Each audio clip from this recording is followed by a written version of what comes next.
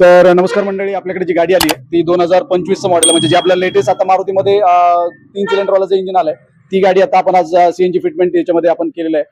आणि सर आपल्या बरोबर आहेत. सर आपण मला सातारा म्हणायचं का कराड कराडवरून सर आलेत आणि त्यांच्या गाडीमध्ये आपण जे किट इन्स्टॉल केलं होतं कपलर टू कपलर मध्ये मिजो सिंगल ईसीएम मध्ये येतं.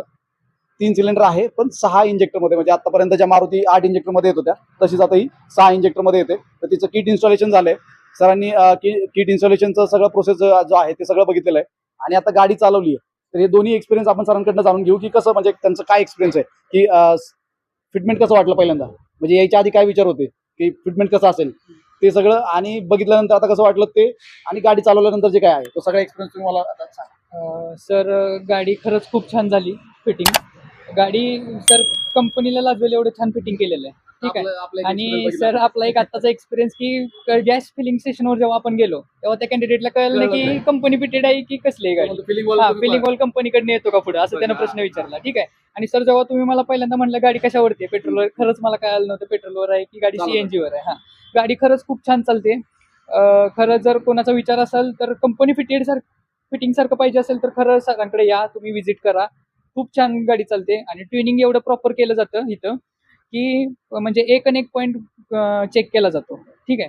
तर मला सर ट्युनिंग आवडलं. मला नाही वाटत की भविष्यात सर मला तुमच्याकडे परत यावं लागेल की ट्युनिंगसाठी किंवा इतर गोष्टीसाठी. म्हणजे फिटिंग मधलं काय काय तुम्हाला आवडलं की ज्या गोष्टी आपण तुम्ही कुठं बघायलाच मिळत नाही, अशा काय होते काय, म्हणजे आपण तिथे आता दाखवताना मी दाखवतोच, पण तुम्हाला आवडलेलं अशी काय ती लय भारी केली तसं सर इंजिनकडे जर बघितलं तर मला असं वाटतंय की म्हणजे हे कोण नवीन माणूस बघणारा सांगू शकत नाही की याला सीएनजी बसवलेलं आहे. फक्त ज्याला माहिती आहे तोच माणूस सांगू शकतो की बाबा हे रेड्युसर वरनं की बाबा मी सीएनजी बसवले हे सांगू शकत नाही, कारण कुठनं वायर हाईड झालेले तेच कळत नाही. आणि कंपनी वायरिंग बघा आणि ह्यांचं वायरिंग बघा, वायरिंग कळत नाही, खरंच कळत नाही वायरिंग. आपण आता त्यांना फिटिंग सरांचं म्हणजे आपण बघितलं फिटिंग क्वालिटी आणि परफॉर्मन्सचा एकदम परत एकदा सांगा, म्हणजे कळलं नाही म्हणजे. परफॉर्मन्स सर पेट्रोल पेक्षा चांगला आहे, पेट्रोल सारखा आहे. बऱ्याच लोकांचं पेट्रोल सारखं चांगला म्हणून चालत नाही, त्यांना खरं वाटत नाही, म्हणजे व्ह्यूअर जे आहे खरंच पेट्रोल सारखा परफॉर्मन्स येऊ शकतो.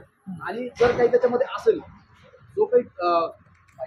जो काही त्याच्यामध्ये डिफरन्स जरी वाटत असला, जरी डिफरन्स असला तरी तो इतका असतो की तो तुम्हाला कळणार नाही, लक्षातच येत नाही. सीएनजी मध्ये पेट्रोलमध्ये जर काही डिफरन्स असेल तरी तो सुद्धा कळणार नाही. त्याच्यामुळे जो काही त्याचा फील येतो किंवा एक्सपिरियन्स आहे तो पेट्रोल सारखा एक्सपिरियन्स आहे जवळजवळ. पूर्ण ट्रायल आपण एसी मध्ये घेतली, एसी मध्ये पूर्ण ट्रायल एसी मध्ये घेतली आणि कुठेही जर्क वाटला नाही. पूर्ण ट्रेनिंग झाल्यानंतर कुठेच जर्क वाटला नाही. हा, आणि विदाऊट ट्रेस धरता जशी पेट्रोलवर गाडी उचलते तशी सेम उचलते, अजिबात काही प्रॉब्लेम नाही. सेकंड वर सुद्धा आपण प्रयोग केला, थर्ड वर केला सर. थर्ड वर मी 20 वर होतो, 20 वर 30 वर यायचं, असं डाऊन करून तुम्ही जास्त गिअर मध्ये सुद्धा गाडी तिसऱ्या गेलवर सर आपण 20 वर नाही, जर्क नाही, काहीच नाही. अशा प्रकारे म्हणजे जो एक्सपिरियन्स आहे, जो आमचे काही व्ह्यूअर्स आहेत त्यांना जर गाडी म्हणजे त्यांच्या ओनरकडनं जर हे पाहिजे असेल तर आपण बघू शकतो की कुठल्याही त्यांनी वेगवेगळ्या प्रकारचे चालून बघितले. म्हणजे आम्ही आता जे काही मला वाटतं आपला एक 4 किलोमीटरचा एक स्ट्रेच आहे एका साईडचा, तर आपण 3 राऊंड मारले जवळजवळ. हा, तर ते साधारण तेवढी गाडी 15-16 किलोमीटर गाडीचा अंदाज झाला असेल. आम्ही झिरो करायचं विसरलोय. 15-16 किलोमीटर अंदाजे झाला असेल. त्या किलोमीटरमध्ये सरांनी मी दोघांनी गाडी चालवली. त्याच्यामध्ये त्यांनी म्हणजे जास्त गिअरमध्ये लो स्पीडमध्ये असं करून बघितलं की कुठं जर्क येतोय का, कुठं व्हायब्रेशन येतोय का, किंवा कुठं नॉकिंग करते का, कुठंच काही असा काही प्रकार नाही झाला. आता फिटिंग क्वालिटी बद्दल सर बोलत होते, तर मी फिटिंग क्वालिटी एकदा दाखवतो. फिटिंग क्वालिटी बघा, त्याच्यामध्ये आपण रिअर सगळं बूट स्पेस वगैरे दाखवू. सगळंच बघायचं असेल तर व्हिडिओ इथपर्यंत बघितला असेल तर व्हिडिओ लाईक करा, शेअर करा आणि सबस्क्राईब करायला विसरू नका. धन्यवाद. ती मला ट्रीटमेंट सर भरपूर आवडली. हा, तेच मी काही पण म्हणा मला, कारण की असं मी कुणाचं बघितलं फिलिंग तिथं बसलो. तर अशा प्रकारे हा आपण इंजिन बे बघू शकतो. नीट अँड क्लीन इंजिन बे, कुठेही मला ते अस्ताव्यस्त पायपिंग नाही, वायरिंग नाही, असा हा इंजिन बेचा पूर्ण व्ह्यू आपण बघू शकतो. अशा प्रकारे आहे.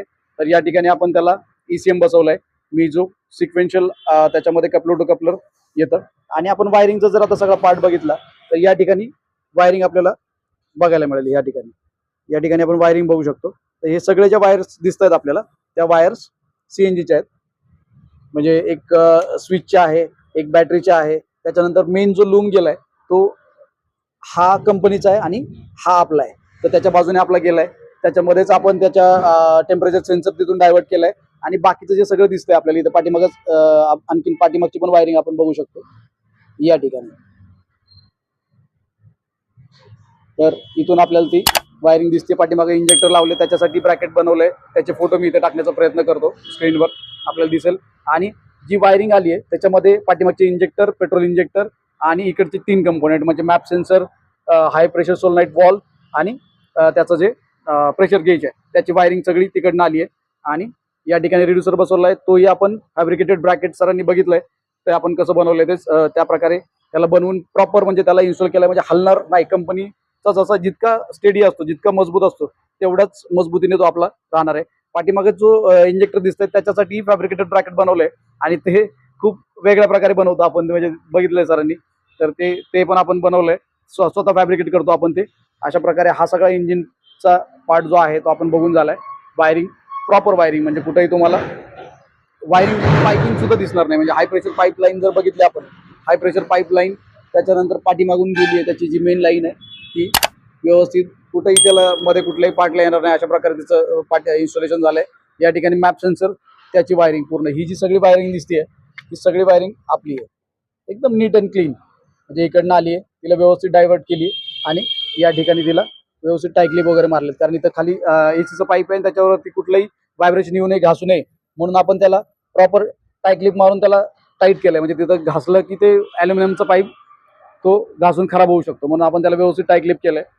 तर अशा प्रकारे हा इंजिन बे. त्याच्यानंतर मी आतमध्ये दाखवतो, स्विच बसवलाय आपण. या ठिकाणी आपण स्विच बसवलाय अशा प्रकारे. हा बूट स्पेस आणि हा सगळा इतका बूट स्पेस आपल्याला बघायला मिळतोय. म्हणजे इकडच्या बाजूला असा हा भला मोठा लांबडाचा लांबडा असा व्यवस्थित, त्याला डीप पण आहे, भरपूर डीप आहे, खालीपर्यंत असा इतका. आणि असाही व्यवस्थित चांगला स्पेस राहिला आहे. म्हणजे कंपनी फिटेडपेक्षा तर जास्त स्पेस उरतो. म्हणजे आम्ही आता कंपनी फिटेड बघतोय, तर आपण सेम कॅपॅसिटीचे टँक देऊन सुद्धा चांगला स्पेस, त्याच्यापेक्षा चांगला स्पेस निघतो म्हणजे आपल्या याच्यामध्ये. तर अशा प्रकारे हे सगळं फिटिंग झालंय व्यवस्थित. तिची स्टेपनी ओरिजिनल जागेवर राहते, निघते एकदम व्यवस्थित, एकदम इझिली निघू शकतो. अशा प्रकारे हे सगळं फिटिंग झालंय. व्हिडिओ आवडला असेल तर नक्की लाईक करा, शेअर करा आणि सबस्क्राईब करायला विसरू नका. धन्यवाद.